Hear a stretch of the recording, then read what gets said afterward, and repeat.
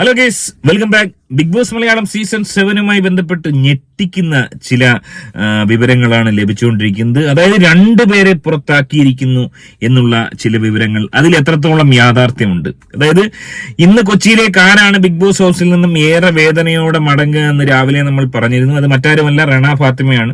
Rana Fathima ഇന്നത്തെ എപ്പിസോഡിൽ, അതായത് സാറ്റർഡേ എപ്പിസോഡിൽ റണ ഫാത്തിമ പോയിട്ടില്ല. ടിക്കറ്റ് എന്തോ കൺഫേം ആവാൻ ലേറ്റ് ആയതുകൊണ്ട് അദ്ദേഹത്തിന് നാളത്തേക്കാണ് യാത്രയപ്പ് നൽകുക.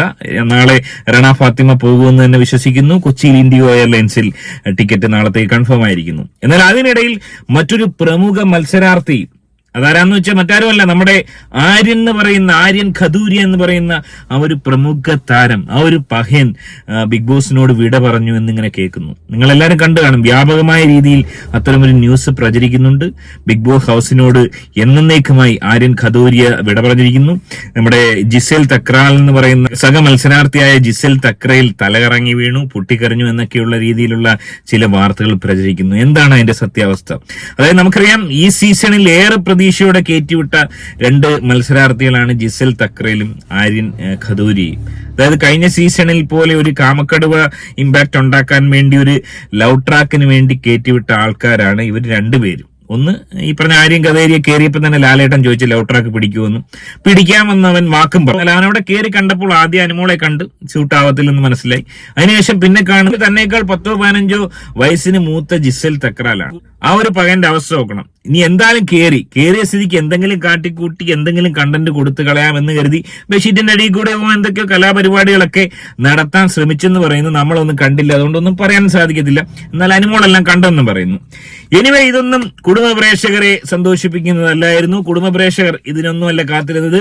കഴിഞ്ഞ ഓണത്തെ പോലെ ഗപ്രിയെ പോലെ ആവാൻ ഇവർക്ക് ആർക്കും സാധിച്ചില്ല എന്നുള്ളത് പരമമായ യാഥാർത്ഥ്യമാണ്. അതുകൊണ്ട് തന്നെ ആ രീതിയിൽ അത്തരം കണ്ടന്റുകൾ ഇഷ്ടപ്പെടുന്ന ആൾക്കാർക്ക് അവരുടെ ഒരു തലത്തിലേക്ക് ഉയരാൻ ഷോയ്ക്ക് സാധിച്ചിട്ടില്ല. എന്നാൽ കഴിഞ്ഞ ദിവസങ്ങളിലൊക്കെ നല്ല രീതിയിൽ ഷോ റേറ്റിംഗിലോട്ട് വരുന്നുണ്ടെന്നുള്ള കാര്യം യാഥാർത്ഥ്യമാണ്. അങ്ങനെയെങ്കിൽ ഒരുപക്ഷെ ആര്യൻ ഖദൂരിയെ പുറത്താക്കുകയാണെങ്കിൽ തീർച്ചയായും ആര്യൻ ഖദൂരി ഇനി അവിടെ വെച്ചിട്ട് യാതൊരു കാര്യവുമില്ല എന്ന ബോധ്യം ബിഗ് ബോസിന്റെ ആളുകൾക്ക് ഉണ്ടായി കാണും. കഴിഞ്ഞ ദിവസം ഈ ജിസേൽ എന്ന് പറയുന്ന ഈ കള്ളഹിമാർ തുണിയില്ലാതെ വരെ, അതായത് തുണിയില്ല എന്ന് തോന്നിപ്പിക്കുന്ന രീതിയിലുള്ള ചില ഡ്രസ്സുകളിട്ട് നടന്നിട്ട് പോലും ഈ കള്ളപടുവോടെ ചുമ്മാ കിടക്കുമായിരുന്നു. ഓനെ കൊണ്ടൊന്നും ആവത്തില്ല, ഓനൊരു കാമക്കടുവേ അല്ലെന്നുള്ള യാഥാർത്ഥ്യം ബിഗ് ബോസിന്റെ അണിയറ പ്രവർത്തകർ തിരിച്ചറിഞ്ഞു. അങ്ങനെ ആ ഒരു പകനെ വെച്ചിട്ട് ഇനി ഒരു കാര്യമില്ലെന്ന് കണ്ട് ബിഗ് ബോസിന്റെ അണിയറ പ്രവർത്തകർ ചിലപ്പോൾ പുറത്തായേക്കാം. പക്ഷെ ഓൻ അത്തരത്തിൽ പ്രശ്നങ്ങളൊന്നും ഉണ്ടാക്കിയിട്ടില്ല, ആരോടും വഴക്ക് കൂടിയിട്ടില്ല, പ്രശ്നങ്ങളൊന്നും ഉണ്ടാക്കിയിട്ടില്ല.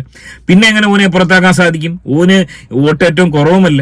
അതുകൊണ്ട് തന്നെ ആര്യൻ ഖദൂരി എന്ന് പറയുന്ന ഈ മത്സരാർത്ഥി പുറത്തു പോയി എന്ന് പറയുന്നത് വിശ്വസനീയമല്ല. എന്തുകൊണ്ടെന്നാൽ ലാലേട്ടന്റെ മുന്നിലൂടെ, പ്രേക്ഷകരുടെ മുന്നിലൂടെ ഈ ആര്യൻ ഖദൂരി പുറത്തേക്ക് ഇതുവരെ വന്നിട്ടില്ല. എവിക്റ്റായി അദ്ദേഹം പുറത്തേക്ക് വന്നിട്ടില്ല. പിന്നെ മറ്റൊരു ചാൻസ് ഉള്ളത് ആര്യൻ ഖദൂരിയെ ഒരുപക്ഷെ സീക്രട്ട് റൂമിൽ ആക്കിയതായിരിക്കാം. ആര്യൻ ഖദൂരിയ സീക്രട്ട് റൂമിൽ പോയി കഴിഞ്ഞാൽ അവിടെ വലിയ രീതിയിൽ ഈ പറഞ്ഞ ജിസേലിന്റെ മാനസിക നില തന്നെ തകരാറിലാവാനുള്ള ചാൻസ് ഉണ്ട്. അതുകൊണ്ട് തന്നെ ആര്യനെ ഈ പറഞ്ഞ സീക്രട്ട് റൂമിൽ ഇടാൻ പറ്റിയ ഒരു അവസരം തന്നെയാണ്. ഇവിടെ ഒരുപാട് അവസരമുണ്ട്. ആര്യൻ മാത്രമല്ല, ഈ പറഞ്ഞ ആദിലയിൽ നൂറയിലെ ആദിലയെ വേണമെങ്കിൽ സീക്രട്ട് റൂമിൽ ഇടാം.